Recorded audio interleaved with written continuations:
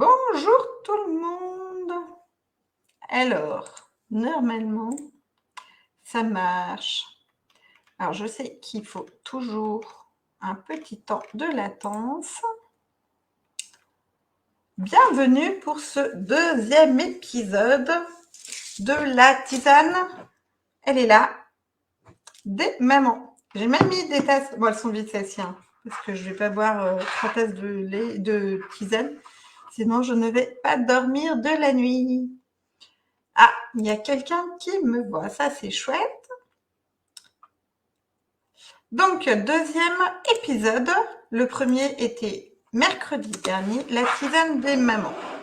Qu'est-ce que c'est que la tisane des mamans? C'est un coin papotage. Moi, j'ai même pris mon plaid là si j'ai froid, hein. Coin papotage entre mamans. Donc, on va parler de parentalité, on va parler de rôle de femme dans la société, dans la famille, de comment on voit les choses. De nos enfants, si on a envie de parler de nos enfants, de plein d'autres choses, de spiritualité, de voilà, tout ce qu'on a envie de parler autour de ce rôle-là. Moi, il y a quelque chose qui me paraît hyper important. N'hésitez pas à me faire un petit coucou parce que je vois que vous êtes connectés, mais je ne vois pas qui c'est. Donc ça, c'est chouette. Voilà, donc n'hésitez pas si vous avez des questions tout au long de la soirée à les poser. Je les verrai en direct. Voilà, donc la tisane à Coco Sonia. Donc voilà, je les verrai. Voilà, je vois vos commentaires en direct, donc ça c'est chouette. Voilà, donc la tisane des mamans, c'est vraiment un endroit sans prise de tête où on peut parler de, enfin voilà, de tout ce qui qu'on vit au quotidien, puisque avant d'être des mamans, on reste des femmes, et ça, on a souvent tendance à l'oublier.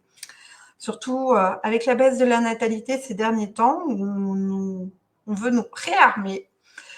Voilà. Donc, ce soir, j'ai l'honneur d'accueillir une collègue à moi qui était une binôme aussi pendant une de mes formations, qui s'appelle Marianne. Alors, hop. Bonjour Marianne. Bonjour. Comment Ça va? tu vas? Ça va bien, je suis contente d'être là. Ah, moi aussi, je suis Pour contente. l'invitation. Je suis contente. Surtout que j'ai eu des gros soucis techniques la semaine dernière, donc on s'améliore. Ouais, exactement. J'ai bien fait de venir sur celle-là alors. Fallait que je me rôde pour la première. Bah oui. Fallait l'épisode où j'ouvre en fait toute seule le truc. Du coup, Marianne, alors moi je te connais. Oui, je connais un petit peu. Voilà, est-ce que ça serait possible que tu te présentes, tu présentes un peu ton parcours, ce que tu fais, voilà, juste pour qu'on puisse poser un petit peu le cadre. Ouais, ok. Alors, tu veux peut-être que je présente plutôt ce que j'ai fait en termes de profession? Enfin, Un peu des deux en fait, même voilà. alors, j'ai été 20 ans dans l'éducation nationale. Bonsoir à Sonia qui fait je vois les messages en même temps. J'ai été donc 20 ans dans l'éducation nationale, 16 ans instit, et puis j'ai été enseignante référente handicap et plusieurs années directrice d'une SECPA. Et puis j'ai obtenu une rupture conventionnelle en 2022 et j'ai créé mon entreprise d'accompagnement. Non pas parce que l'éducation nationale, enfin, je suis partie parce que j'avais un projet et que l'éducation nationale n'y répondait plus, mais voilà, pas plus de problématiques que ça, si ce n'est ce projet d'entreprise que je voulais créer. Donc, j'ai un cabinet d'accompagnement en Maine-et-Loire, pas loin de Angers. J'accompagne surtout des ados et des adultes, mais surtout des femmes. Et puis, alors j'accompagne dans la quête de sens les personnes qui vivent des ruptures, qui vivent. Là, j'ai pas mal de femmes, notamment qui ont été en burn-out, qui trouvent qu'elles sont un peu à côté de leur vie, voilà, qui s'y retrouvent pas, et ou qui émotionnellement, voilà, surcharge mentale, etc. Donc, je les accompagne avec du coaching, avec des outils de thérapie, avec l'hypnose, parce que je suis praticienne en hypnose. Je fais aussi des séances de mémoire akashique, puisque c'est ensemble qu'on a fait cette formation. Et puis, j'accompagne aussi des groupes scolaires, universitaires et des groupes d'adultes pour faire des ateliers d'auto-hypnose et des ateliers sur la connaissance de soi. Et puis là, je suis en train de créer des ateliers, des formations pour les entrepreneurs, pour aller dans les entreprises sur le management et le leadership. Voilà. Ouais, bah, pas mal de cordes du coup à ton arc. Mm. Et du coup, t'en parlais très bien que l'accompagnement des femmes qui sont en quête de sens. Mm. Et c'est pareil, c'est aussi un peu ce que j'ai remarqué, et puis c'est ce que j'ai vécu aussi, ce côté à un moment donné où on est... Merci Cindy. Alors attends, hop. Merci Cindy. Si. Elle peut pas rester.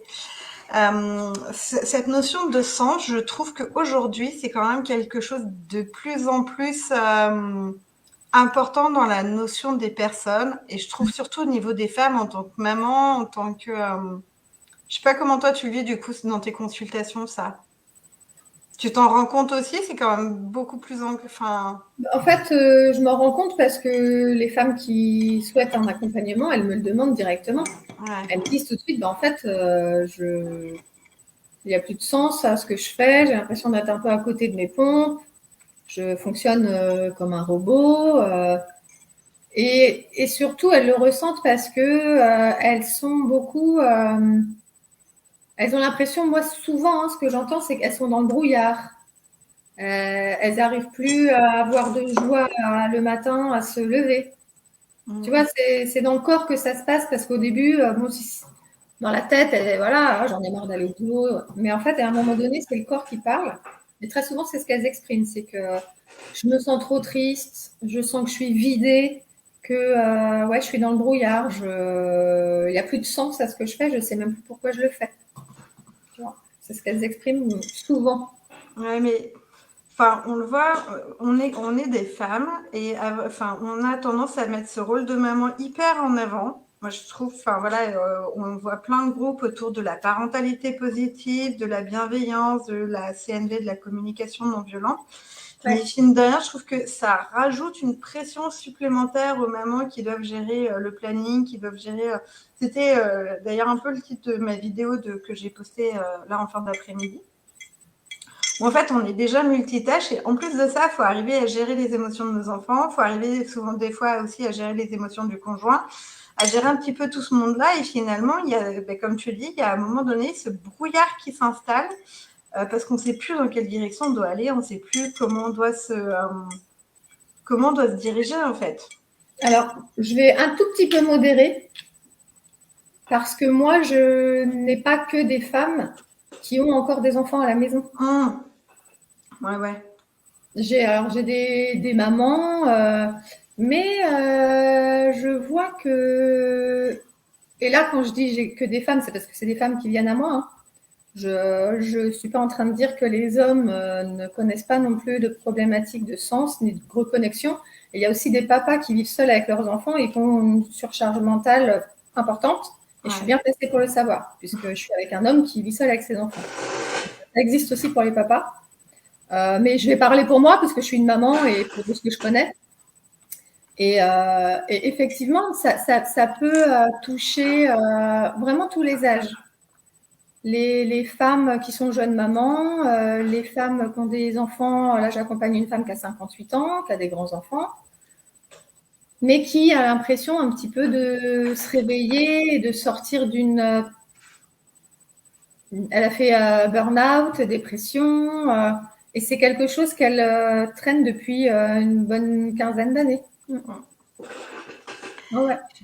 Mais oui, c'est vrai que ça touche les mamans, les C'est femmes. ça. Mm. Je fais juste un petit coucou à Sabine en même temps, que j'ai découvert il n'y a pas si longtemps que ça aussi. Je suis contente que tu passes, Sabine. Mais du coup, sur justement ces femmes que tu rencontres, c'est quoi pour toi les défis les plus, enfin, c'est quoi les défis que tu as le plus fréquemment rencontrés justement pour ces personnes-là dans ce processus justement d'être en capacité de se reconnecter à soi? C'est de sortir du mental pour aller dans le corps. Ça, Parce c'est... qu'en fait, on s'est coupé de ça, même à l'école déjà, depuis longtemps. Et en fait, l'une des premières choses à faire pour reconnecter, en fait, ou pour retrouver du sens, pour moi, le sens, il y a trois choses dans la quête de sens. Il y a le sens, c'est-à-dire quelle direction. Il y a le sens, mais quelle signification. Et il y a le sens, mais les sensations. Les sens, les 5 sens. Ouais. On en a peut-être même plus, mais voilà. Et donc, l'une des premières choses que je propose à ces femmes-là, c'est de se reconnecter à leur sens, à leur corps, pour se sentir en vie, pour se sentir vivant. Souvent, quand on est dans le mental, on est dans les pensées et on ressent plus, justement. On ressent plus. Donc, c'est manger doucement pour essayer de bien sentir le goût des aliments, savourer. Aller dehors et respirer et dans la forêt, ou s'il n'y a pas de forêt, aller, je sais pas, au bord de l'eau, d'une rivière. Tu vois, se reconnecter à la nature, au vivant, en fait. Hein. C'est vrai que le petit vélo qui pédale, Ouais. enfin le petit vélo, c'est pas un petit vélo d'ailleurs, c'est souvent un grand vélo qui pédale. Il est envahissant et c'est vrai que cette reconnexion au corps, elle est essentielle. Et puis de reconnaître que ben ouais, j'ai mal à cet endroit-là et qu'en fait mon corps essaie de me parler, mais non, je ne veux pas. Je veux pas avoir mal et je veux pas surtout me montrer que j'ai mal, parce qu'il y a aussi cette notion de femme forte, de femme un peu super héroïne en disant non, moi là, et tu vois, j'ai changé encore avec des mamans aussi hier, et ce côté de je ne dois pas m'effondrer devant mes enfants, je ne dois pas m'effondrer du tout, je dois montrer que tout va bien dans le meilleur des mondes. Et en fait, bah non, ton corps, il a le droit d'avoir mal et tu as le droit de pas être bien aussi, quoi. Ouais, puis c'est ce que j'explique, hein, pas plus tard que tout à l'heure, j'avais une maman avec sa fille. Montrer aussi à nos enfants qu'on peut être triste, stressé, c'est que quelque part, eux, quand ils le ressentent, on leur dit, bah, c'est normal, tu vois, même quand on est grand, on continue d'avoir peur, on continue d'être stressé, on peut être triste. Enfin, c'est pas les émotions, c'est pas qu'une histoire d'enfant, quoi. Il n'y a pas que les enfants qui sont traversés par les émotions. Émotion, emovare en latin, ça veut dire en mouvement, quoi. En mouvement, on l'est tout le temps, toute notre vie. Hein. Donc les émotions, c'est petit et grand, quoi. C'est ça. Mais je pense qu'on fait partie de cette génération où c'est pareil, enfin, nos parents ont fait ce qu'ils ont pu, où on ne devait pas encore trop exprimer. En tout cas, c'est vrai que sur les générations d'avant, il y avait ce côté de ne pas exprimer ses émotions. Et je pense surtout au côté paternel, l'image du père très patriarcal, très froid, qu'on peut voir. Hein. Je dis pas qu'ils étaient tous comme ça, mais c'est vrai que c'est une image un peu généraliste. Et du coup, de ce côté, faut surtout pas montrer que. Ouais, et puis ils n'avaient pas non plus le même quotidien. Il y a 50, 60, 70 ans, 80 ans. Moi, mes grands-mères, elles travaillaient, mais il y en a une qui était agricultrice. Elle se posait pas la question le matin de savoir si sa vie avait du sens. Elle n'était pas du tout là-dedans. Elle faisait ce qu'il y avait à faire. Elle faisait ce qu'il y avait à faire. Point barre. Pas de question. Mais aujourd'hui, il y a quand même cette surexposition, cette surstimulation à plein de choses qui fait que, mine de rien, le moral, il joue aussi là-dedans, puisqu'en fait... La comparaison, alors toutes les technologies qui sont super géniales hein, pour plein de choses, font que on se compare, moi c'est pas assez bien, eux ils sont heureux, moi je suis pas heureuse, comment ils font? Là où il y a encore 50, 60 ans, ils n'avaient pas accès à tout ça, donc ils vivaient leur vie, ils se posaient pas de questions. C'est ça. Puis ça commence de. C'était mieux, hein. Je dis pas du tout que c'était mieux, mais c'était différent. Donc il n'y avait pas cette recherche de sens du c'est quoi le bonheur, est-ce que je suis joyeux, est-ce que là je vais bien, est-ce que ils se posaient pas ces questions, en tout cas pour la plupart. Ceux qui étaient ouvriers, agriculteurs, voilà, ils faisaient ce qu'ils avaient à faire et de toute manière, c'est ça, ils n'avaient pas trop le choix d'aller faire ce qu'ils avaient. Et du coup, Par rapport à ces mamans qui sont justement en quête de sens, soit tu disais d'aller redescendre dans le corps, mais c'est pas toujours évident. Non. Moi, je vois, hein, pourtant, enfin voilà, on a été en formation ensemble. Quand je sais que j'ai des périodes de stress ou d'hyperactivité, comme en ce moment, c'est pas si évident que ça de se dire alors là, je vais me prendre une pause, je vais aller marcher dans la nature, je vais aller me reconnecter, je vais prendre le temps de manger. Déjà, prendre le temps de manger, voilà. Mm. Mais pourtant, ça fait partie des choses qui sont quand même essentielles. Et surtout, le truc, c'est qu'il faudrait même qu'on arrive encore plus à le faire dans des périodes d'hyperactivité parce que ça permet justement d'aérer le cerveau et d'avoir des montées d'adrénaline comme ça. Et puis après, tu es en mode pile électrique et tu. Mm. Ça me fait penser à un petit conte, ce que tu racontes. J'aime bien ce conte-là, j'aime bien le. Je l'ai gardé en tête parce qu'il est très parlant quand on parle en termes de temps. Je suis une ancienne maîtresse, j'aime bien raconter des histoires. En fait, il y a un homme qui part, c'est une légende, hein, qui part au Tibet comme ça et qui souhaite prendre du temps pour lui. C'est un occidental, il a entendu parler de la méditation, tout ça, il veut apprendre la méditation. Et il va voir un maître tibétain et il lui dit, bah voilà, je voudrais méditer, machin. Et il lui dit, il faudrait que je médite combien de temps par jour pour pouvoir devenir un grand, devenir serein, calme et tout ça. Et le maître tibétain lui fait, bah au moins 1 heure par jour. Le gars le regarde, il fait 1 heure par jour. Mais j'aurai jamais le temps. Non, mais combien je peux faire un petit peu tous les jours, au moins pour pouvoir déjà être un peu plus sage et tout ça. Et le maître tibétain, il fait, bah écoute, si tu n'as pas 1 heure à consacrer à la méditation, alors prends-en 4. Et je trouve ça génial. Parce qu'en fait, si tu prends pas le temps d'avoir 1 heure, alors prends-en 4. C'est vraiment, mais en fait, c'est toi qui choisis, hein, c'est une décision. C'est ça. Si tu penses que tu n'as pas le temps, tu prendras jamais le temps. Et puis, Et en fait, cette notion de prendre le temps, alors moi, je suis en train d'expérimenter plein pot. C'est aussi des excuses, c'est aussi une fuite de soi, en fait, de se dire, alors là j'ai ça, là j'ai ça, là j'ai ça. Par contre, je suis capable de bugger pendant 3 heures sur les réseaux sociaux, à scroller et finalement à rien faire. Alors que, alors je dis pas que c'est pas bien, hein, des fois ça nous fait du bien, ça permet de lâcher et tout. Moi, je suis la première à le faire. Mais du coup, c'est aussi une excuse de se dire, bah, je vais pas me poser, j'ai pas le temps de me poser. Moi, combien de fois j'entends, mais j'ai pas le temps. Et j'étais la première à le dire, hein. Là, en plus, je l'ai dit il y a pas si longtemps que ça. Non, non, mais là, j'ai pas le temps. J'ai trop de choses à faire, j'ai pas le temps. Bah si, en fait, j'ai juste besoin. On a besoin de prendre ce temps-là. Mm.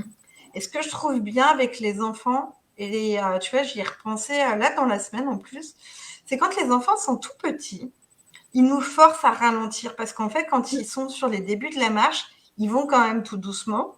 Et du coup, là, tu n'as pas le choix que d'aller à leur rythme. Et là, tu te dis, j'ai vu un papa justement marcher avec son enfant. Et je disais, ah ouais, mais c'est vrai que je pensais ça quand mes garçons étaient plus petits. Parce que maintenant, ils commencent à être grands. Puis maintenant, ça court de partout.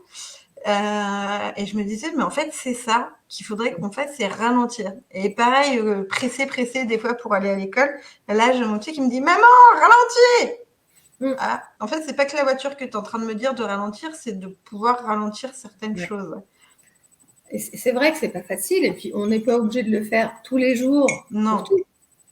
Mais tu vois, là, la maman que j'avais tout à l'heure au cabinet avec sa fille, une jeune qui est déscolarisée, qui a des problématiques, bref.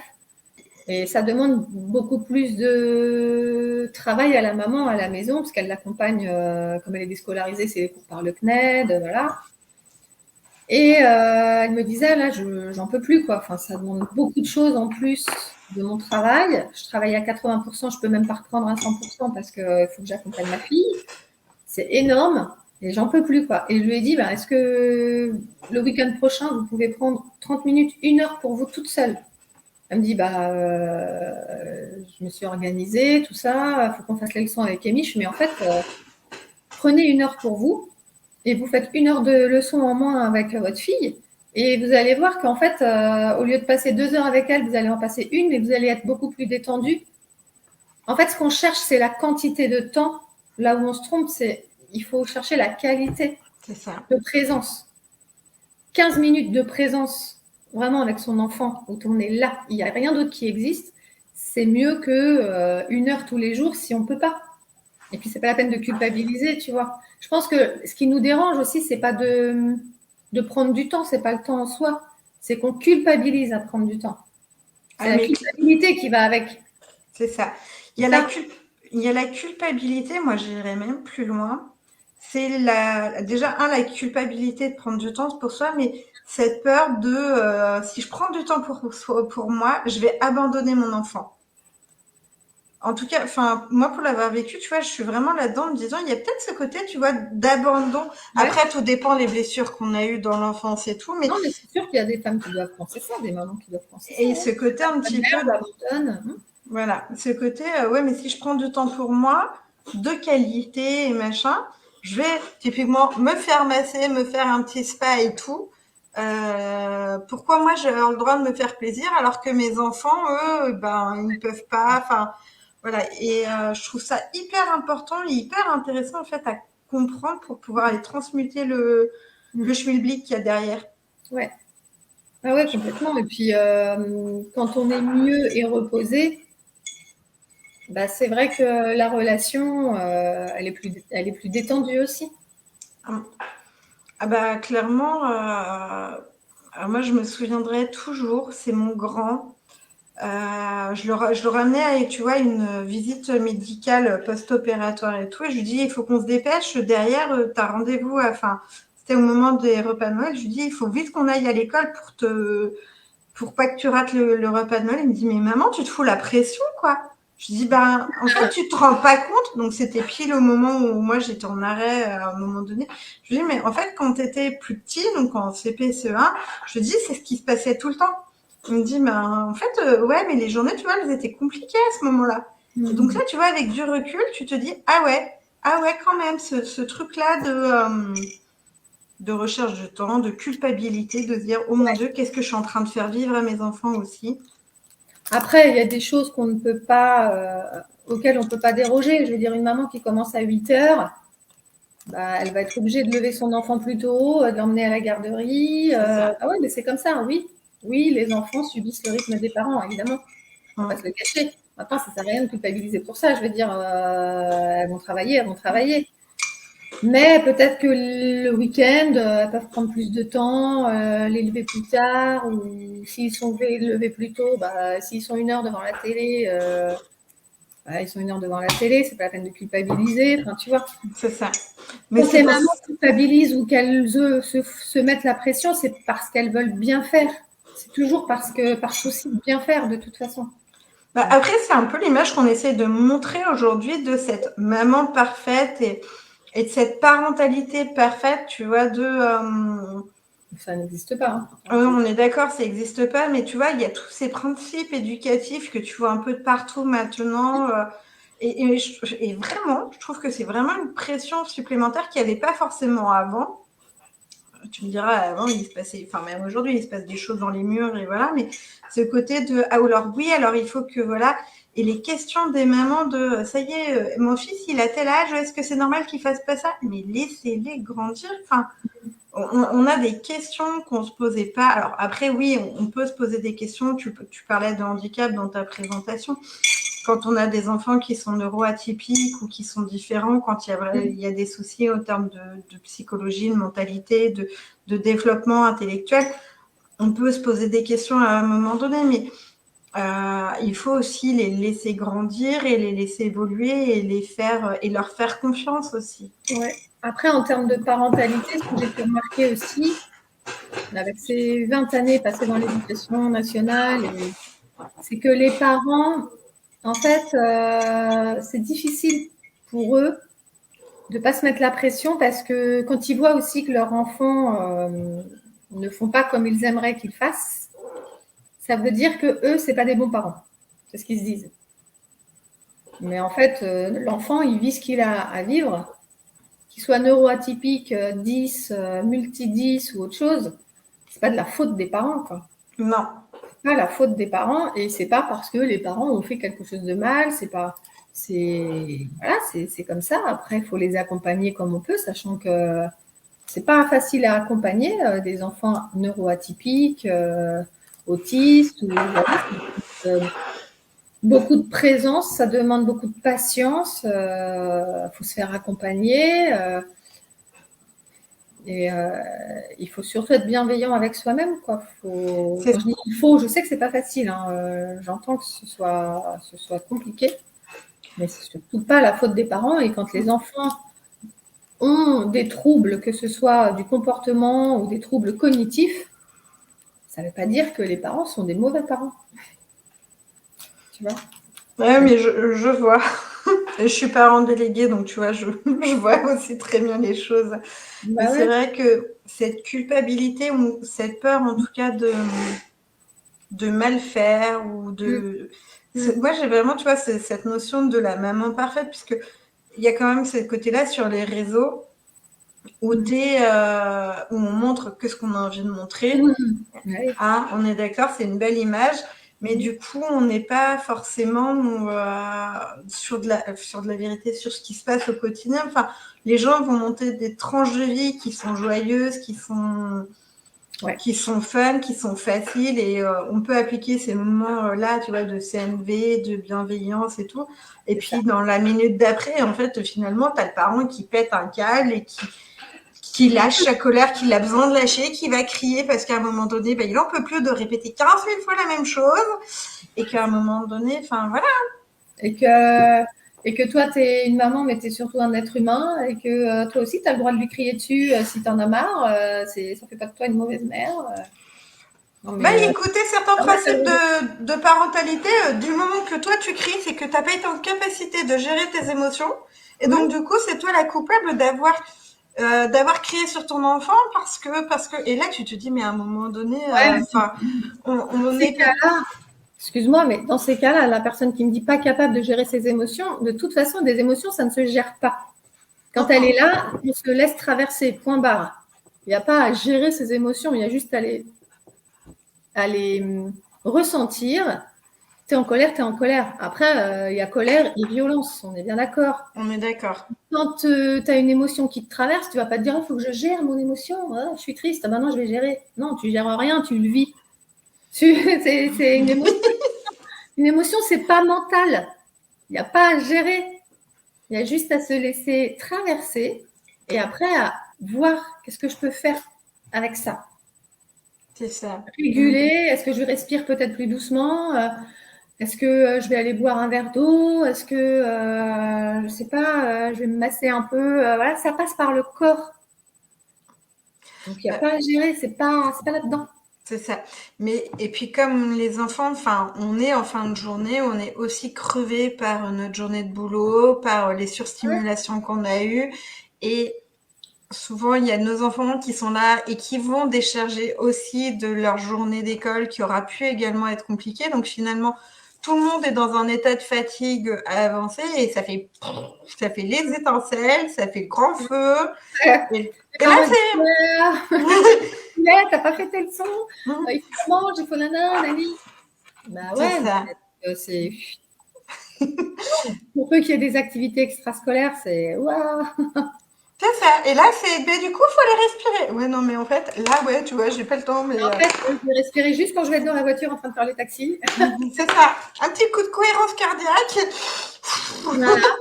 Et Mais, tu fais pas les 4 secondes, t'es là, tiens, je respire, je respire. Mais même ça, ouais, oui, il y a des temps d'euphorie comme ça. Je sais que tu parles très souvent du mercredi, la journée maman euh, par excellence. Je me souviens, moi, quand les miens étaient plus petits, j'en emmenais un dans une ville qui faisait de la danse. Je refaisais 25 bornes pour emmener l'autre qui faisait du basket. Je retournais chercher l'autre qui avait fini la danse. Je retournais l'autre et je me suis vue au volant en train de piquer des poids, m'endormir au volant. Parce que c'était voilà, ouais, c'était la course entre Sablé et la Flèche, tu vois, pour ceux qui connaissent le Maine-et-Loire et la Sarthe. Enfin, la Sarthe, là, c'est en Sarthe. Et je me disais, mais mon mercredi après-midi, je fais le taxi. ah, mais j'ai vécu. Donc là, tu fais quoi? Ben, dans ces cas-là, tu écoutes un peu de musique dans ta voiture. En fait, tu essaies d'optimiser les C'est moments ça. où je suis dans ma voiture, je vais écouter un podcast, un truc peut-être voilà, qui va me. Ou je vais écouter une musique où je vais me défouler dans ma voiture. Je vais essayer de trouver ces temps-là, en fait, où je suis au volant, de toute façon, pour faire quelque chose d'agréable pour moi. Pouvoir crier un bon coup dans sa voiture pour pouvoir lâcher la pression aussi. Ouais. Mais ça, c'est pas toujours évident en tant qu'adulte. Autant les enfants le font très facilement. Ouais, ouais. Autant en tant qu'adulte d'aller se dire je crie un bon coup jusqu'à lâcher toute la pression et lâcher la cocotte, et ben C'est facile. c'est C'est pas facile. si évident que ça. Hein. Je trouve que c'est plus facile de taper dans un coussin, Ouais. tu vois, de décharger plutôt une espèce de force, voilà, dans le geste. Ou moi, je sais que j'aime bien la danse, donc c'est plus dans la danse. Je vais me défouler. D'ailleurs, je me suis fait mal au cou la dernière fois. J'ai dansé un peu fort et le lendemain, je suis oh, j'ai mal. Qu'est-ce que j'ai fait? C'est vrai, j'ai dansé hier. Je suis allée un peu fort. Mais c'est comme ça que, pourtant, je fais pas de danse dans un club ni rien, mais je me dis, bon, allez, je mets ma musique, je me défoule et je prends 5 minutes, voilà, parce que, ouais, j'en ai besoin et Ah, c'est ça. Moi, je sais que ah, là, tout mais à l'heure, c'est facile. ouais. Mais ouais, le crier, en fait, tu vois, c'est ce qu'on disait un peu en début d'émission, c'est que ce côté de revenir au corps, et mine de rien, tu vois, crier, de décharger ou quoi que ce soit, c'est revenir au corps. Et c'est vraiment pas quelque chose d'inné. Autant les enfants, tu peux les amener à crier, à taper ou quoi que ce soit, mais moi, je vois, pour avoir fait une fois un exercice comme ça dans un coaching aussi, où la personne nous disait, mais là, c'est bon, tu cries, tu pleures et tu tapes dans le coussin. Et ben, il a fallu un temps de latence, tu vois, avant d'être en capacité. Pourtant, j'avais personne à la maison, tu vois, j'étais tranquillou. Mais ce côté-là de se dire, mais c'était plus un regard vis-à-vis de moi-même, en fait, ce côté de, ah, j'ai le droit de faire ça, en fait. Ah, moi, j'ai le droit. Bon, bah, ok, je vais le faire. Mais tu vois, c'est vraiment, au niveau cérébral, il a fallu switcher un truc, tu vois. Ouais. Et il y a quelque chose aussi au niveau du plexus solaire qu'il faut libérer quand tu veux crier comme ça, lâcher tout ce qu'il y a dans les poumons, quoi. C'est ça. Bah là, il faut y aller à fond la caisse. Il faut y aller jusqu'à ce que tu trembles, jusqu'à le Mais corps comme il tu dis, explose. ouais, tu l'as très bien dit, c'est une question d'autorisation. Mm. Mais c'est vrai que Quand on est petit, c'est tout le temps. Mais arrête de crier, arrête de crier, arrête de parler, tu parles trop. tu Bavarde. parles, tu parles trop fort. Ouais, c'est ça. Donc, ok, ouais, je vais me taire. Ouais, c'est ça. Et c'est ce qu'on dit. Hein. Quand les enfants sont bébés, on a juste une hâte, c'est qu'ils font leur premier mot. Et c'est quoi le premier mot si c'est papa ou maman au premier, tu vois. Et quand ils grandissent, c'est oh punaise, à quel moment ils vont se la fermer en fait, j'en peux plus. À quel moment j'ai qu'une hâte, c'est qu'ils aillent se coucher parce que je n'en peux plus. C'est vrai qu'à certains moments, en fait, le meilleur moment de la journée, c'est le bisou du soir. Quoi. Ah, ça y est, ils sont couchés. Je suis enfin au calme. Ça y est. Parce que oui, il y a des moments de vie qui sont difficiles. Et c'est vrai, hein, c'est juste. Hein. Et on a le droit en tant que parent de dire qu'on est content quand ils sont au lit. Oui. Mais du coup, ça, c'est quelque chose qu'on arrive encore à se dire avec entre mamans quand on est dans des cercles un peu fermés. Par contre, c'est pas des messages que moi j'arrive à voir en tout cas sur les réseaux ou en se disant oh, chouette, il est couché et je suis enfin au calme et je suis enfin. Moi, je sais que c'est toujours surprenant à l'heure où je couche mes jeunes garçons. Je leur dis non, en fait, mes garçons ils couchent à cette heure-là, mais en fait derrière c'est mon temps à moi et point quoi. En fait là, on a eu un temps de jeu, on a eu un temps d'échange et tout et c'est ok. Mais derrière, en fait, c'est notre temps, enfin tranquille, où on peut aussi apaiser la. C'est le temps des adultes en fait. Il y a un temps d'enfant, il y a un temps d'adulte. Et puis on peut aussi, comment dire, se déculpabiliser en se disant, mais les enfants, il faut que ça dorme beaucoup. Il faut que ça soit de bonne heure pour être en bonne santé. Mais ça va jusqu'à un certain âge. Après, ils en ont plus rien à faire de ce que tu peux raconter. À 10-12 ans, le soir, ils ont plutôt envie d'être seuls dans leur chambre quand ils sont ados, après à 12 ans, que de faire un jeu avec papa et maman. Enfin, en tout cas, les miens, passé 13 ans, enfin, ils ont 18 et 20. Mais, passer un certain âge, le soir, avant de coucher, c'était pas pour être avec moi. Hein, c'était pour être avec leurs potes sur les réseaux, à discuter, avec une copine, avec voilà. Bah écoute, moi mon grand qui a 12 ans, il joue encore avec nous, mais tu vois, ça dépend des soirs, tu vois, on sent qu'il y a le passage dans l'adolescence qui est en train de se faire. Il y a Et quel âge? mon 12, Ouais, enfin, ouais, il aura 12 la semaine prochaine. ouais. C'est un peu dans la phase transitoire entre Mm. l'enfant, l'ado, voilà. C'est ça. Mais après, c'est aussi très caractériel. Ils ont vraiment deux caractères très opposés. Parce que mon deuxième, qui a 10 ans et qui va rentrer en sixième du coup l'année prochaine, c'est un enfant qui est plutôt qui a besoin de contact avec l'adulte. Donc, du coup, il est très contact avec nous. Et lui, en fait, il demande qu'une chose, c'est de jouer avec nous. Donc, en fait, Bah, voilà. après, c'est bien de pouvoir le faire s'il est en demande et que toi, tu es dispo, c'est bien. Bah, il y a des soirs où je suis dispo, et puis après, il y a des soirs, tu vois, comme ce soir, à un moment donné, tu leur dis non, là, je vous mets dehors de là où je suis. Et en fait, mais pourquoi? Ben, parce qu'en fait, ça, c'est mon temps à moi, et donc, du coup, voilà. Ouais, c'est ça. Mais ils savent aussi qu'à d'autres moments, tu es disponible, donc ils acceptent C'est ça. que toi, tu ne sois pas. Et du coup, toi qui vois des femmes et des mamans, enfin, vraiment des femmes plutôt jeunes, oui, générales, comment tu pourrais voir l'évolution de la place de la femme, et là je vais vraiment être au sens très très général, et au sein de la société, au sein du cercle familial, est-ce que toi, puisque du coup tu baignes dedans depuis, j'allais dire des années, en tout cas au niveau de l'éducation nationale et tout, est-ce que tu vois des évolutions, des changements avec des papas qui s'investissent plus, avec des mamans qui arrivent à lâcher un peu plus, ou ça reste... parce que du coup, tu as des études qui restent mitigées. Aujourd'hui, on parle de charge mentale féminine qui reste quand même prépondérante, même s'il y a des choses qui sont en train de changer et d'évoluer, quoi. Qui va choquer, mais je l'assume. Hein. Je ne suis pas féministe. Je suis désolée. J'aime beaucoup les femmes, j'en suis une. Mais je ne vais pas dire que c'est plus compliqué pour une femme que pour un homme. Ouais. Et je redis aujourd'hui clairement que je connais des papas qui vivent seuls avec leurs enfants et c'est pas plus facile pour eux que pour une femme. Maintenant, c'est ce que moi je vis. Je dis pas que c'est la vérité pour tout le monde. Il y a des femmes qui ont une charge mentale importante, qui ont des responsabilités professionnelles, qui voilà. Mais je sais pas si c'est plus aujourd'hui que je sais pas, moi je vois ma mère par exemple à l'époque, parce que c'était comme ça, elle s'occupait du linge, elle s'occupait de ses 3 enfants, et c'était, moi j'ai 47 balais, mes frères 40 et mon frère il a la trentaine. Je pense qu'elle avait plus de charge mentale que certaines mamans aujourd'hui qui ont des maris ou des papas qui s'investissent davantage. Je suis pas en train de dire que les papas d'avant, ils s'investissaient pas.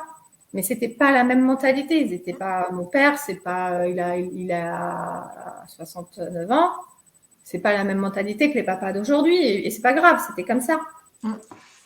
Donc, je pense que les femmes de l'époque de ma maman, elles avaient une charge mentale élevée aussi.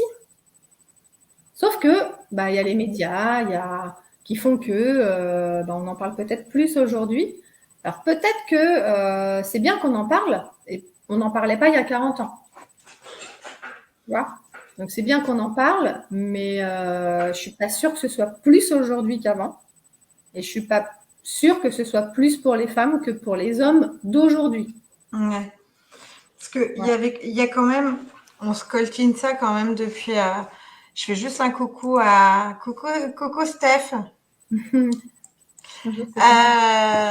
y a quand même ce côté, il y a quand même cette image qu'on a depuis, j'allais dire, plusieurs générations, où c'était la femme à la maison et qui gérait le foyer, et le papa qui va travailler, qui a ce côté un peu aspect sécurité financière, et qui gérait pas forcément du coup ni la maison ni l'éducation des enfants. Il y avait ce côté-là, et aujourd'hui il y a des femmes qui travaillent et qui doivent continuer à garder cette charge d'éducation, de gestion de la maison. Et alors, les choses, je pense, sont quand même en train d'évoluer. Je ne mettrai pas tout le monde dans le même panier. Mais ces hommes qui, du coup, gardent ce côté de moi, je ramène les seaux à la maison. Par contre, je gère pas trop la maison. On voit quand même, en tout cas, dans tout Ça ce a que moi. vachement évolué quand même. Ouais, voilà. Je Mais trouve que c'est un peu. Mais c'est que mon avis, et peut-être que je me trompe. Et puis, de toute façon, notre réalité n'existe qu'en fonction de là où on met notre regard. c'est ça. Donc, moi, mon regard, c'est pas de voir que c'est la femme qui a une charge mentale plus élevée que l'homme. Aujourd'hui, il y a plein de familles monoparentales. Être un parent seul, oui, c'est difficile. Ah ben ça, surtout Homme ou aujourd'hui. femme, voilà, c'est compliqué. Mais je pense, dans ce que moi je vois et dans mes croyances, dans ce que, en tous les cas, moi je me fais vivre, dans ce que j'observe, dans ma réalité, je vais te dire plein de fois parce que mais je dis pas que c'est la vérité, mais dans ma réalité, la charge mentale des femmes aujourd'hui, elle ne me paraît pas plus forte qu'il y a 40 ans, quand les femmes travaillaient déjà. Il y a 40 ans, moi, ma mère, elle bossait, elle n'était pas à la maison. Ouais. Les femmes, elles bossaient. Et oui, les maris de l'époque ou les papas de l'époque, ils étaient encore dans des schémas anciens, pas tous, hein, Non, mais pas tous. où, je vais pas faire le ménage, je vais pas forcément faire les courses et je vais pas faire la cuisine et je vais pas m'occuper du linge. Mais pourtant, ma femme, elle bosse, elle s'occupe des gamins. Et oui, là c'est énorme la charge mentale. Là où aujourd'hui, je vois autour de moi mes frères, par exemple, les hommes, mes amis, les hommes, mon chéri, sont des papas hyper actifs. Ils s'occupent vraiment de leurs enfants. Ils les emmènent au sport, ils font. Le papa de mes enfants, il a toujours participé. Et j'avais pas une charge mentale plus élevée que lui. C'est pas vrai.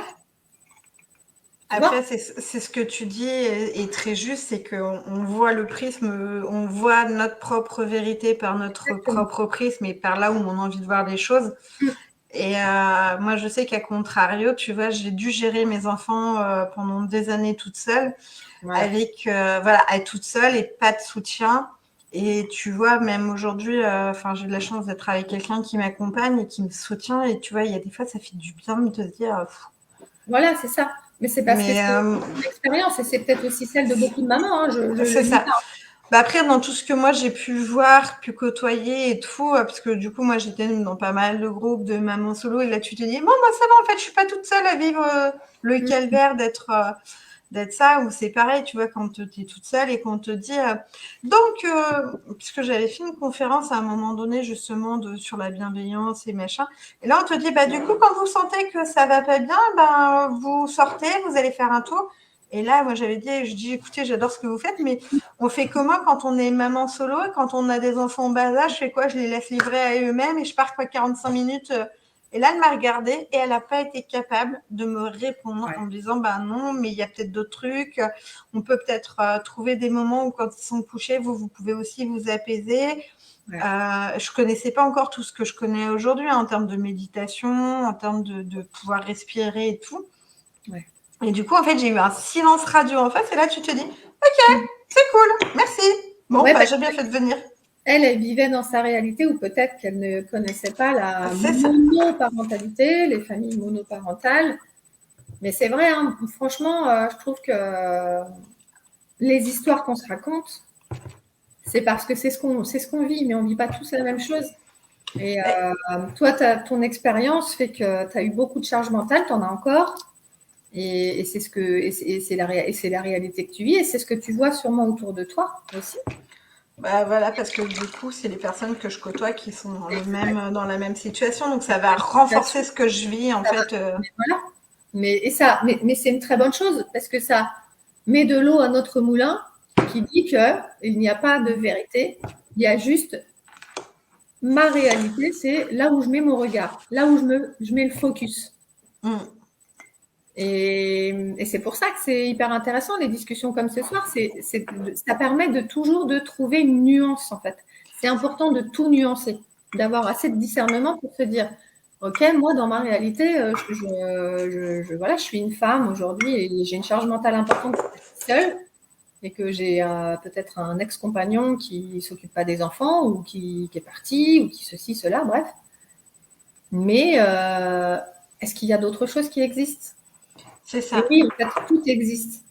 Et moi, dans ma réalité, tout à l'heure, c'était un petit peu par provocation, je disais que j'étais pas féministe, parce que bien sûr, j'aime les femmes, mais pas plus que les hommes. Et je fais pas partie de ces femmes qui...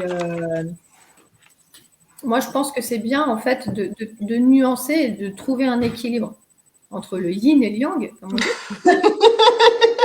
Le fameux équilibre. Voilà, c'est ça. Mais c'est pas plus difficile pour un homme que pour une femme qu'un homme aujourd'hui, je pense pas. Je pense que oui, il y a beaucoup de mamans seules, il y a beaucoup de papas seuls aussi, peut-être moins parce que ça se fait moins, mais il y en a. Alors peut-être que ça c'est moi et peut-être qu'on en parle moins. Mais Peut-être, je en pense. Hein. fait, toutes les histoires, enfin souvent les histoires qu'on met en avant, en tout cas dans les médias, c'est des mamans célibataires avec un père qui kidnappe l'enfant, avec un père qui fait ceci, avec un... Et du coup, dans ce côté-là, et même quand tu as des études ou quoi que ce soit, c'est la maman célibataire, enfin voilà, qui est en difficulté, qui est... Mm. Mm. et alors que et les papas célibataires, on en entend, mais pas beaucoup parler en fait. On n'en entend pas. On sait que ça existe, mais c'est, j'allais dire, c'est anecdotique. Ouais. Et pourtant, tu vois, quand j'étais encore instite et que je recevais des parents, bah, il y avait aussi des papas hein, qui venaient. Enfin, je me souviens pas. Aux réunions de rentrée, par exemple, il y avait peut-être un peu moins de papas, mais il y en avait tout le temps. Mm. C'était pas un public exclusivement féminin. Hein. Là Ah, où, quand moi j'étais gamine à l'école, quand j'allais aux réunions c'est arrivé que j'allais aux réunions avec ma maman, ouais, il y avait que des mamans, quoi. Les papas, c'était, ah, il y en a un. du Mais, coup, celui-là, on va le chouchouter. C'est le c'est seul, ça. l'unique. Et là, aujourd'hui, je trouve que ça c'est divers. Enfin, c'est vraiment, les papas s'investissent, vraiment. Je Bah, trouve. de Beaucoup plus en, plus. alors, ouais, de plus en plus, parce que c'est vrai que, tu vois, moi, j'ai fait partie d'associations de parents d'élèves. Et quand mes enfants étaient en maternelle, on n'était que des mamans. Et quand ils ont été là en élémentaire, il y avait des papas qui s'investissaient aussi, alors que tu vois, ils sont pas, enfin voilà, 10 et 12, on est dedans, hein. Mm. Donc tu vois, même on ne sait pas beaucoup de temps, il y a quand même des choses qui évoluent. Après, ça dépend des écoles, ça dépend de plein de choses, mais en tout cas, il y a cette notion d'investissement des papas et de l'équilibre des charges mentales. Mais après, c'est ce que tu disais très bien, c'est que la famille monoparentale, Mm. c'est une charge mentale énorme, et surtout Ouais. quand l'autre parent n'est pas là, Ouais. mais on parlait du vélo tout à l'heure, mais c'est what milliards de questions qui se posent Ouais. dans ta tête, puisque du coup, tu dois prendre un peu toutes les décisions, parce que tu n'arrives pas à avoir l'accord de l'autre ou pour X raison. Et là, c'est plein de culpabilité, c'est plein de est-ce que je fais les bonnes choses, est-ce que je fais les bons choix, et c'est vrai que c'est hyper, hyper compliqué en termes de charge mentale à gérer, quoi. Et puis c'est pas nié non plus. Il y en a qui le vivent et c'est une réalité. Hein. C'est une réalité, mais voilà. Moi, je nuance toujours ce que j'entends, ce que j'aime bien nuancer en fait, parce que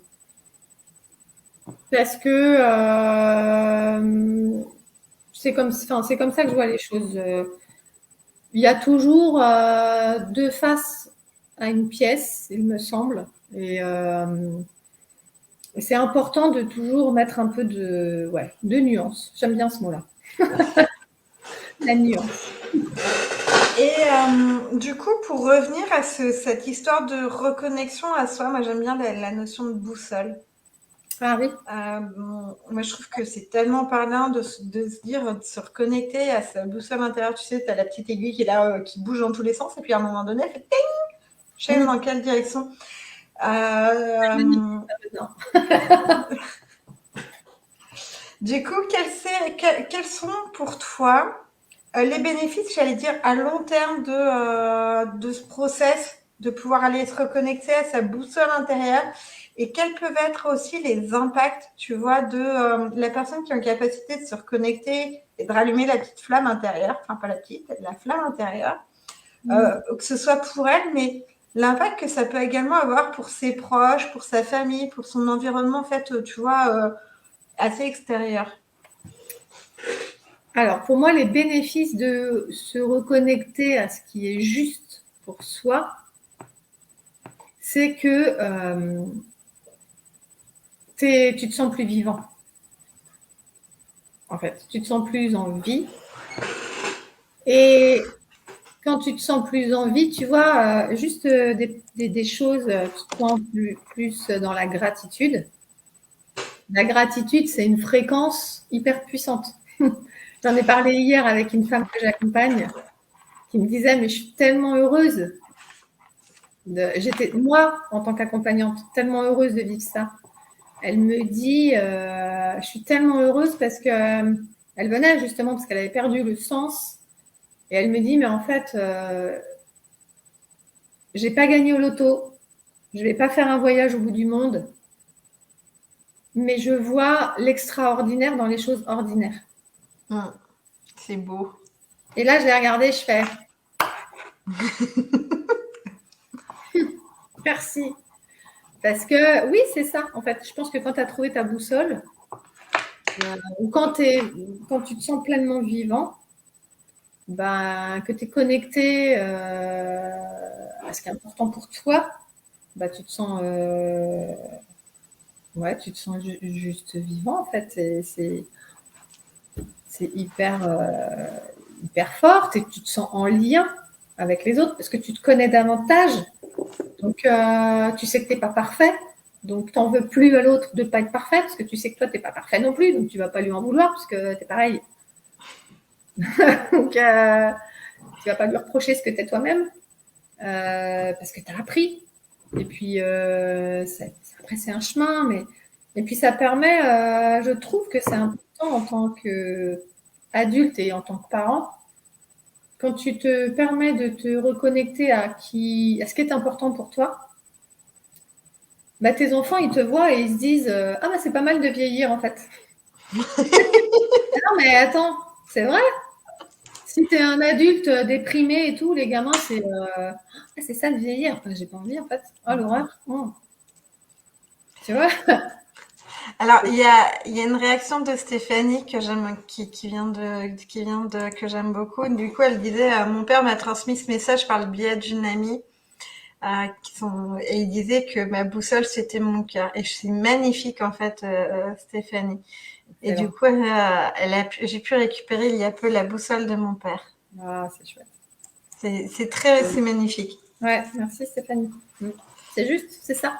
C'est Après, ça. c'est vrai que quelquefois, c'est difficile de se connecter à son cœur parce que ça fait peur en fait. Alors, quand je réfléchis avec ma tête, là, c'est bon, je vais aller vers ce qui est raisonnable. Mais si je suis mon cœur, je vais être capable de faire des trucs hyper chouettes. Je vais être capable d'aller super loin, mais en fait, ça veut dire que je vais changer plein de trucs aussi. C'est dangereux, quoi. Ça me fout les jetons. La fameuse sortie de la zone de confort. C'est ça. Si ce que me dit mon cœur, c'est que je veux changer de travail parce que ça me plaît plus, ça m'anime pas. Ma tête, elle va me dire, et c'est normal, hein. Mais non, n'importe quoi, tu gagnes ça, tu vas pas. Ouais, mais en fait, dans ma boussole, c'est je veux changer, je veux écouter mon cœur, c'est pas ça que ça me dit. C'est dur d'écouter son cœur, hein. C'est très dur, hein, parce que... C'est difficile, hein, parce que ça veut dire que tu as des décisions à prendre, tu as des choix à faire. Et après, tu fais le choix de l'écouter ou pas. Et c'est OK, hein. C'est pas... Mais c'est juste que quand on décide de l'écouter, une fois qu'on a fait le pas, on se dit, ah, c'est quand même vraiment mieux, hein. Mais l'amorce, le fait d'y aller, c'est quand même dur, hein. Bah, c'est la mise en action et c'est la peur des conséquences d'un truc qu'on n'a jamais fait et Oui. quel résultat qu'on va avoir. Et là, on ne sait pas les résultats qu'on va avoir.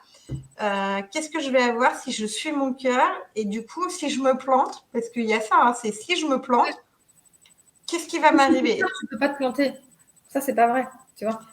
Mais c'est ce qu'on se raconte avec le mental. C'est ça. Pour nous rassurer. Bah ouais, mais de toute façon, je vais me planter, n'importe quoi, je vais pas y aller. Mais en fait, si c'est de là que ça vient, tu peux pas te tromper. Mais le mental, c'est non. Tu nous mets en danger là, donc tu t'arrêtes, on continue notre petite routine, on est sécure là-dedans, donc on va surtout pas aller voir à côté ce qui s'y passe parce qu'on sait pas trop ce qui s'y passe, hein. C'est oui. jamais si un danger, hein. Ouais, ouais, ouais. Non, mais c'est vrai, la boussole, c'est ça, c'est le cœur, mais c'est pas si simple que ça de l'écouter déjà, de l'entendre. Ouais. Et quand il te dit un truc qui fait oui, je sais que c'est ça, mais j'ai peur, j'ai très peur. Mais bon. Donc, ouais, ouais, non, mais c'est vrai que écouter son cœur, et puis c'est ce qu'on disait au début, du coup, on est sur de la reconnexion à son propre corps, et du coup, bah, oh mon Dieu, oh, je ressens un truc que je chantais pas avant, enfin, que je ne voulais pas ressentir avant. Et Ouais. donc là, c'est, il se passe un truc là, là, c'est chambouille. Là, ça fait un peu la mayonnaise en disant, eh oh, ça risque de monter un peu au nez. Si tu bouges pas tes fesses, et là, tu te dis, non, mais je peux pas bouger, je vais pas y arriver. Je vais pas y arriver, j'en suis pas capable. Oh, Ouais, le ça, cerveau. ouais. Bah ouais. Ouais. Et du coup, les gens qui arrivent à se reconnecter, à être alignés, que je trouve ça tellement magnifique. Hein. Enfin, voilà, nous, on l'a vu sur notre formation, et oui, je continue à en voir sur d'autres formations et sur d'autres parcours. Sachant que, Euh, juste pour dire, être aligné, on ne l'est pas tout le temps, pas tous les jours. On sait ce que c'est. Quand on a réussi à trouver ça une fois et à se dire, OK, mais ça ne veut pas dire qu'on peut le faire tout le temps, tout. Et ça ne veut pas dire qu'il n'y a pas des moments où on ne va plus être aligné. Et être aligné, c'est-à-dire que tu fais des actes qui sont en accord avec ce que tu penses, qui sont en accord avec tes valeurs. C'est un peu la congruence, quoi. J'incarne c'est ça. exactement mes valeurs et ce que je pense, et c'est comme ça que j'agis. Tu peux pas toujours le faire, ça c'est. Non. C'est le moment, en fait, quand t'es aligné, c'est le moment où t'es sur l'autoroute. Et là, ça fait boum, ça va tout droit. Il n'y a même pas de péage, tu vois. C'est Mais le ça. reste du temps, en fait, bah, t'es soit sur la nationale ou la départementale et ça fait you, un coup à droite, un Ben coup à ouais. gauche. C'est les bonnes routes de montagne. Parce que tu vois, toi, t'es à Angers, moi, je suis en montagne. Enfin, je suis au pied des montagnes.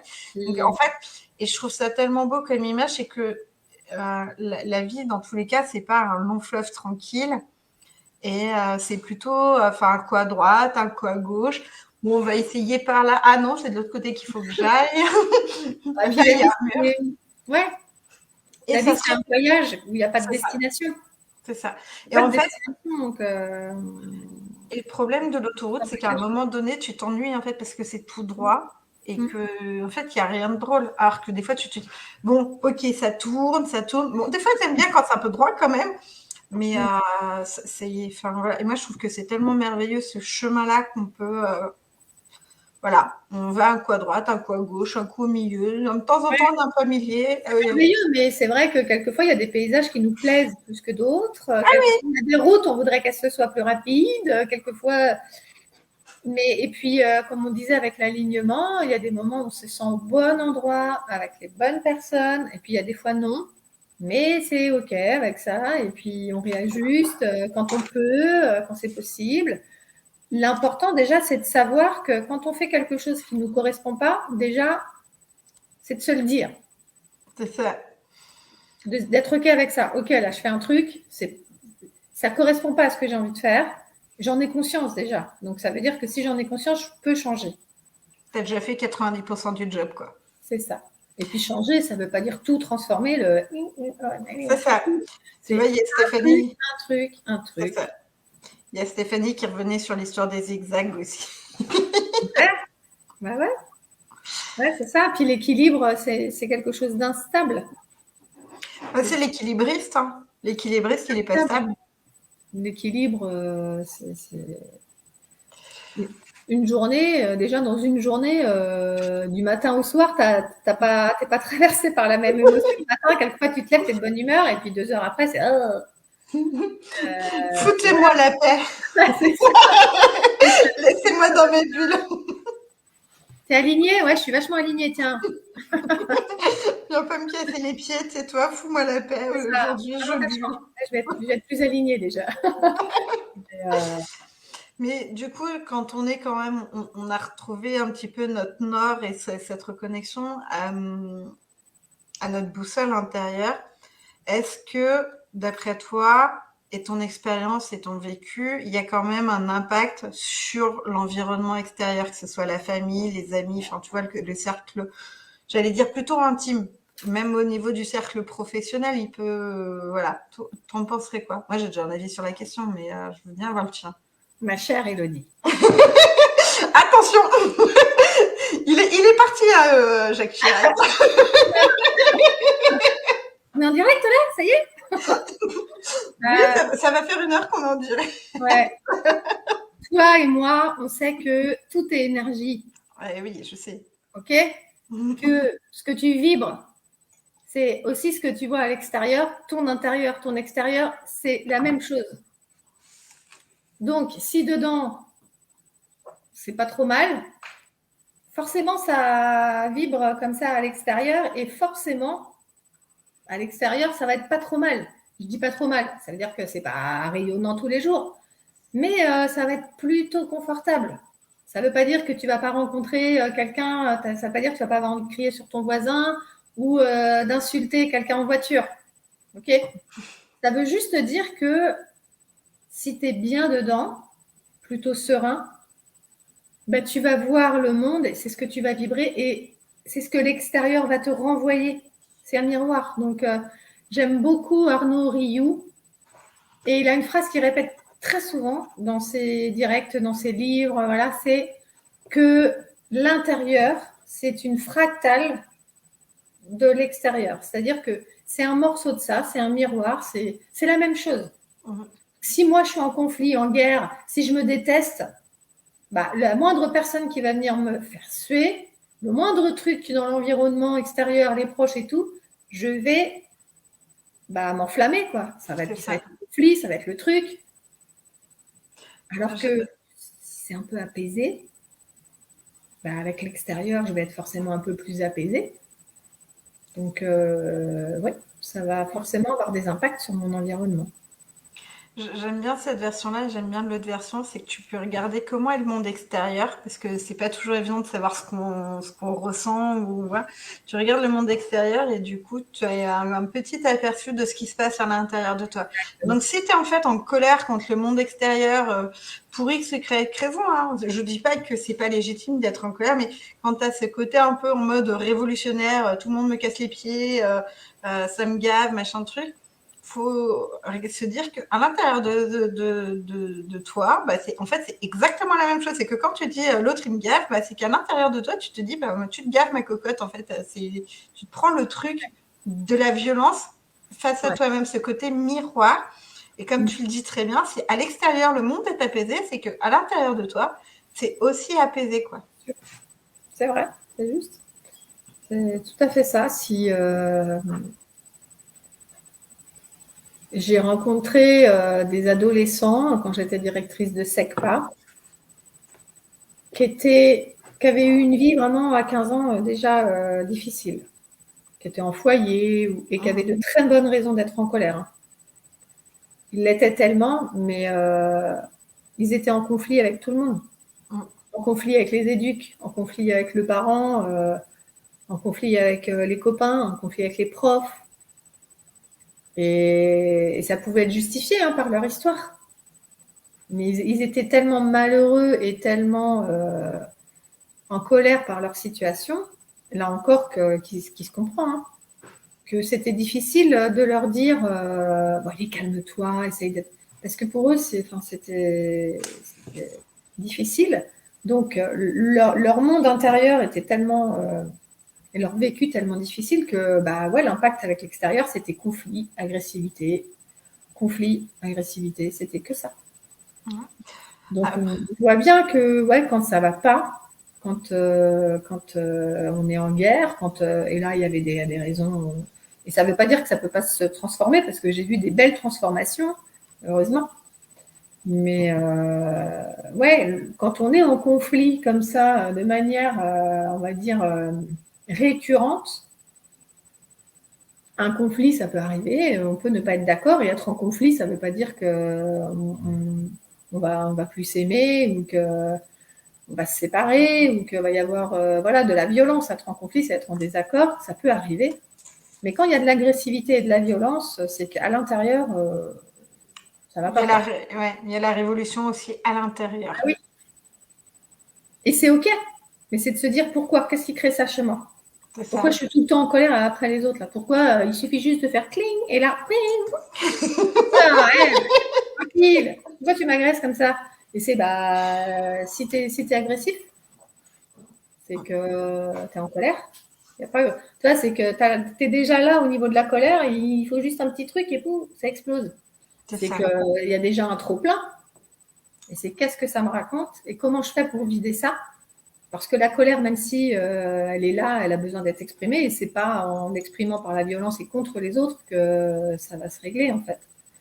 Mais c'est un chemin à faire. Quelquefois, il faut être accompagné ou pas. Et moi, j'en parle très facilement de la colère parce que c'est une émotion que je connais bien pour avoir cohabité avec elle de nombreuses années et dans mon enfance, dans mon entourage. Et moi personnellement. Donc, je peux en parler assez facilement. C'est une colère, une émotion avec laquelle j'ai beaucoup, beaucoup, beaucoup vécu. Mais tu vois, c'est extrêmement marrant, mais après, on sait qu'on n'était pas en binôme pour rien. C'est que pareil, moi, j'étais tout le temps, tout le temps, tout le temps en colère. Euh, mais du coup, le moindre truc me faisait vriller. Enfin voilà, et c'est pareil, Ouais. même je sais qu'au niveau professionnel, il y a des fois où ça part, enfin ça me gonflait. Enfin, après c'était vraiment cette colère, mais renfermée et tout. Et c'est vrai qu'avec du cheminement, d'être accompagné, d'aller comprendre certaines choses à l'intérieur de soi, de comprendre les mécanismes, les blessures, parce qu'on a Mm. tous des blessures et puis voilà, Mm. on se les traîne, hein. Mm. Mais d'aller y mettre de l'amour, d'aller y mettre de la lumière, d'aller te dire que justement on parlait de culpabilité, de pas forcément surenchérir sur la culpabilité, et puis d'apprendre à faire des choses qui nous plaisent pour aller compléter ce mal-être là, pour aller aussi l'adoucir. Ça permet de calmer, de temporiser ces tempêtes à l'intérieur. Mm. Après, c'est pas tous les jours évident, ça arrive toujours. Moi, je sais que quand d'avoir des pics où oui, je suis en colère et c'est ok aujourd'hui, alors il y a quelques temps en arrière, il y aurait eu Ouais. encore pas mal de culpabilité là-dessus, Bah tu vois. oui, c'est ça. Et puis la colère, c'est pas une émotion négative. Puis Non, j'aime pas trop parler d'émotions négatives, positives. C'est désagréable. C'est désagréable d'être en colère. Je préfère être joyeuse, tu vois. Mais la colère aussi, c'est aussi quelque chose de sain. C'est ça, quand elle est modérée et exprimée, c'est ce qui te permet de passer à l'action. Je suis en colère, je suis pas d'accord, donc je vais m'exprimer, je vais m'affirmer. Là, attends, t'as dépassé les bornes. Si je suis pas en colère, je vais jamais je vais aller dire que je suis pas d'accord. Jamais je vais aller dire non, mais c'est pas comme ça que ça va se passer. La colère, c'est ce qui te permet de t'affirmer, de t'exprimer à un moment donné, voilà, de passer à l'action. Mais c'est vrai que là où il faut faire attention, c'est quand la colère, elle n'est pas exprimée et qu'elle est retournée contre soi ou contre les autres, que ça devient violent. Des ados en colère qui se scarifient, j'en ai vu plein.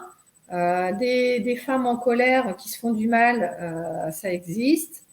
Ou qui font du mal aux autres. Mais voilà, on sait que la colère aussi, ça peut détériorer le lien. ça va. Bah ouais, parce que sous la colère, tu dis des choses qui dépassent ta pensée, mais c'est dit quand même. Hein. Et Faut puis pas oublier. voilà, les mots font mal, hein. Bah oui. Donc, faut faire attention à ce qu'on dit, parce que ça abîme le lien. Donc, plutôt que d'abîmer le lien, faut faire attention, exprimer la colère. Quand elle est encore comme ça, tu le sens et tu dis tête, stop. On pourrait faire une émission juste sur la colère, en fait, hein, parce Ouais, qu'il y aurait tellement de choses à dire. c'est ça. C'est très lié à l'injustice. Et puis la colère, de toute façon, elle exprime un besoin. Je veux qu'on me respecte. Je veux qu'on m'écoute. C'est Je veux être ça. comprise. Je veux être entendue. Je veux être Euh, entendue, je veux être voilà. acceptée, je veux.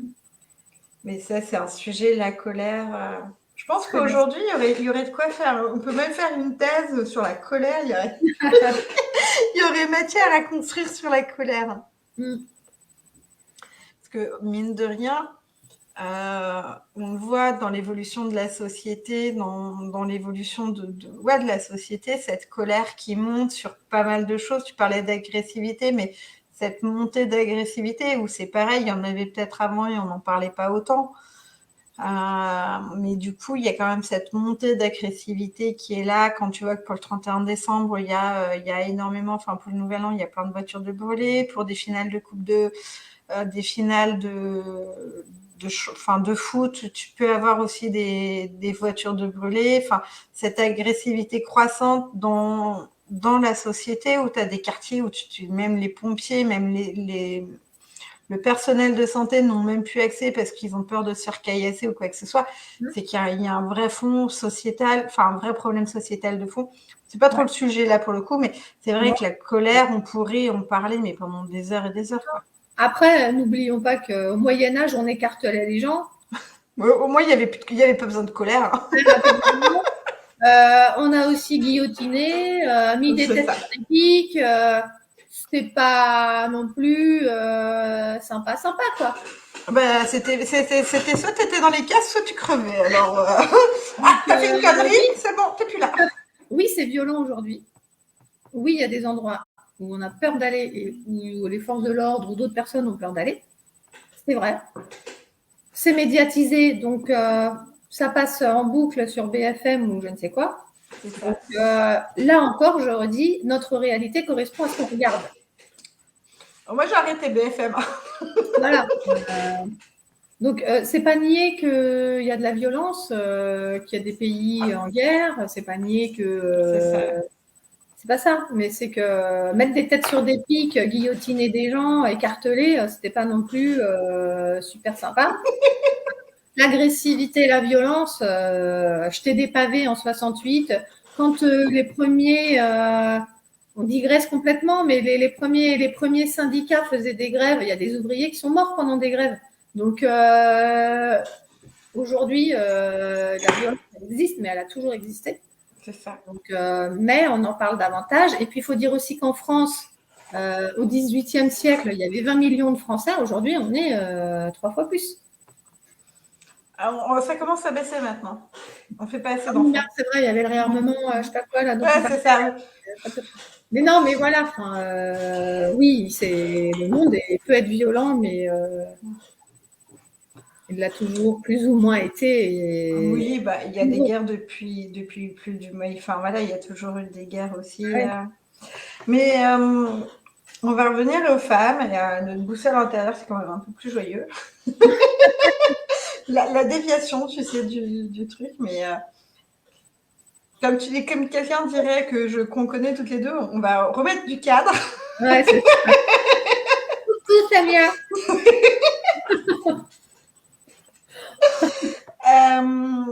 J'aimerais qu'on puisse terminer justement par un petit exercice ou un petit tips sur qu'est-ce qu'on peut faire au quotidien ou quand on a envie de prendre du temps pour soi.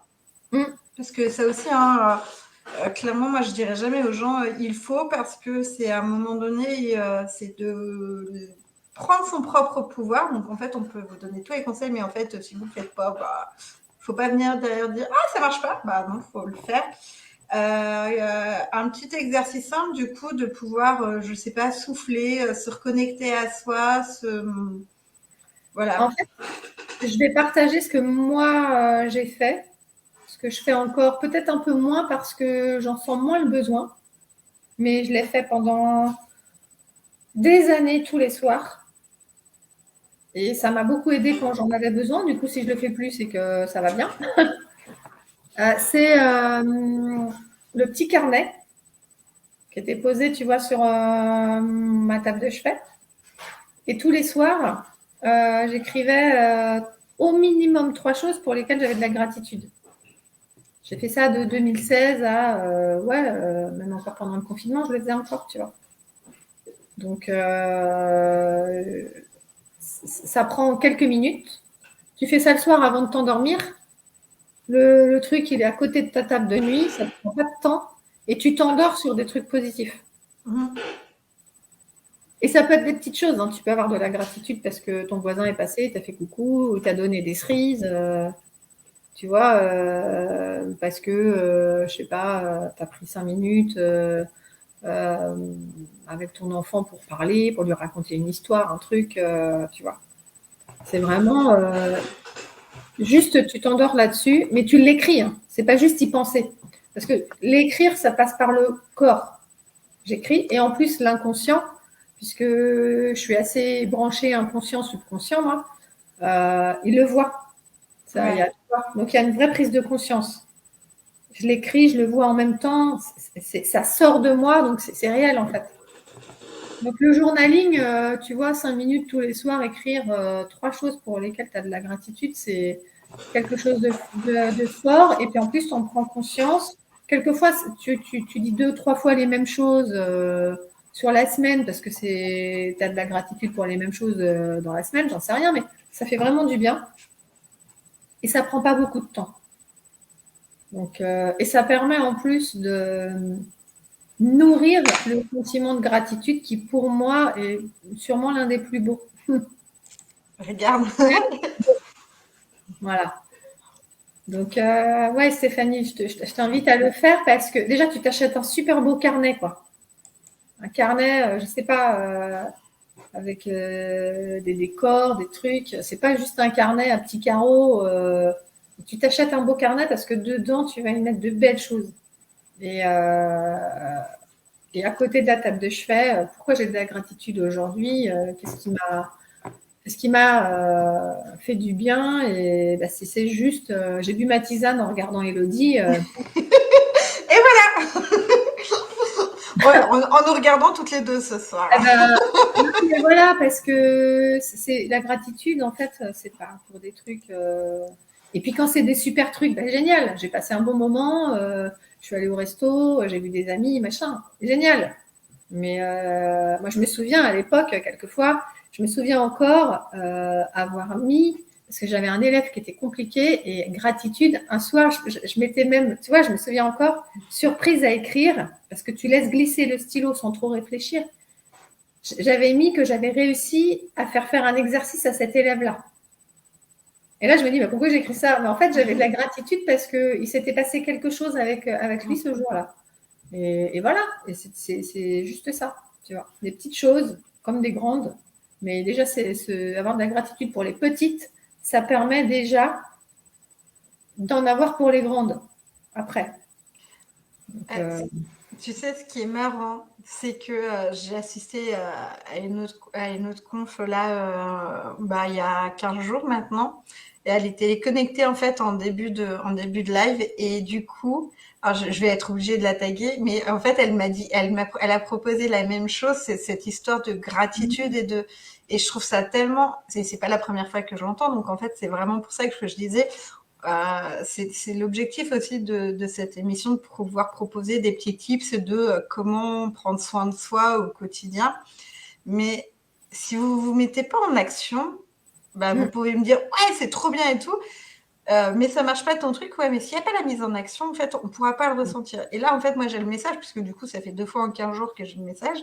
Et c'est vrai que, tu vois, j'avais vu un agenda sur un grand site dont on ne citera pas le nom.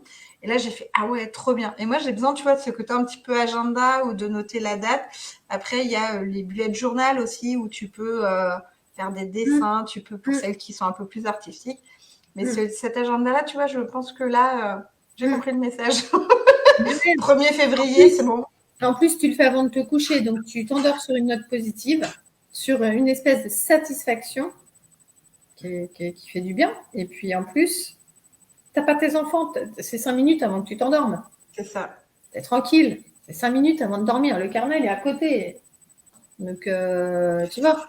Alors, t'as pas tes enfants, moi je vais nuancer comme on a pas mal nuancé, ça dépend pour qui, parce qu'en plus, Stéphanie, elle a aussi une pitchounette qui est pas bien vieille, et du coup, je pense à ces enfants qui sont des fois en difficulté, tu sais, de s'endormir, ou qui ont l'endormissement est compliqué, et que les parents ont besoin d'être présents jusqu'à l'endormissement, voire de dormir, à te faire du cododo. Ouais. Mais on trouve, si vous n'arrivez pas à le faire le soir, réellement parce que pour X, Y raison, vous pouvez prendre 5 minutes sur le matin. 5 minutes. Le matin, voilà. En le laissant vraiment à un endroit, en tous les cas, où vous allez le voir. Sinon, on va le zapper. Parce qu'en fait, le cerveau, il a besoin de temps pour programmer une nouvelle habitude. Donc, si on le fait une fois et qu'après, on laisse le carnet dans un tiroir, on va l'oublier. Et c'est normal. Et il faudra pas culpabiliser en disant, oh, je suis nulle, ah ouais, ça c'est bien, mais je l'ai pas fait, hein. Et c'est normal, une fois, ça va pas, ça va pas se mettre en place. Et Non. si je le vois, si je passe devant, ben, ah oui, c'est vrai, hop, et sous mes yeux, je vais le voir, donc ça va être plus facile. Il y avait autre chose aussi. Après, tout le monde ne va pas être connecté à ça dans les petites choses simples à intégrer au quotidien. C'est la musique et le mouvement. Après, moi, je suis très attachée à la danse, le mouvement, tout ça. Donc, ma fille de 3 ans. Ouais, tu vois, sa petite, elle dort avec. Voilà, le bébé dort encore et tête encore. C'est vrai que c'est pour ça que je voulais nuancer. Et voilà. Ouais, c'est vrai que c'est pas forcément le soir. Dans ces moments-là, ça peut être le matin. Mais Ou vous ça pouvez peut être... trouver 5 minutes dans la journée pour le faire, quoi. Voilà, c'est ça, ouais. Ouais, ouais. Pendant que le bébé il est en train de téter, alors, le petit carnet de téter. Mais bon, Bon soutif, le carnet. ouais, non, mais la tétée, après, c'est aussi un moment de partage avec l'enfant. Donc, si on est en train d'écrire, on est un peu ailleurs. Mais ça peut être un autre moment, effectivement. Donc, il y a le mouvement pour moi, c'est hyper important. C'est même 5 minutes où tu vois, tu pars dans des trucs tout simples avec voilà, des trucs. Moi, c'est presque. C'est arrivé plusieurs fois à mes enfants qu'ils arrivent, ils me regardent, ils me font ma mère, Qu'est-ce qu'elle est en train de faire? et puis avec le regard des ados, qu'est-ce que tu fais? Ah, excuse-moi, je suis en train de danser, mais je vis mon truc, ça me fait du bien, et voilà. Et mais ouais, c'est un truc où je suis un peu habitée, mais je suis toute seule, je le montre pas, je suis dans mon truc, et 5 minutes, moi je sais que je me reconnecte à quelque chose de plus vaste dans ces temps-là. Après, il y a allumer une bougie,